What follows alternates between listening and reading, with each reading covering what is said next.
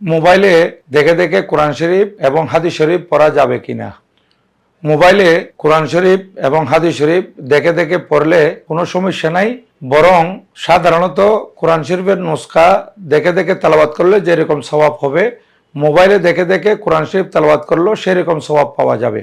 কিন্তু আমাদের সামনে যে কোরআন শরীফ থাকে সেটা ধরলেও সওয়াব আছে এবং এটাকে চুমু খেলে সওয়াব আছে, বক্কের সাথে লাগালেও সওয়াব আছে, তেলাওয়াত করলে তো সওয়াব আছেই।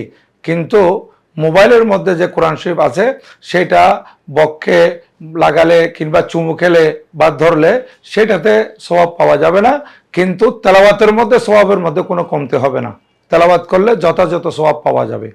আর বিশেষ করে আমরা ইদানিং দেখতে পাচ্ছি অনেকে তারাবির নামাজের মধ্যে এই মোবাইল খুলে কোরআন শরীফ দেখে দেখে তেলাওয়াত করতেছে। নামাজের মধ্যে মোবাইল দেখে দেখে কোরআন শরীফ তেলাওয়াত করা যাবে না। ধন্যবাদ।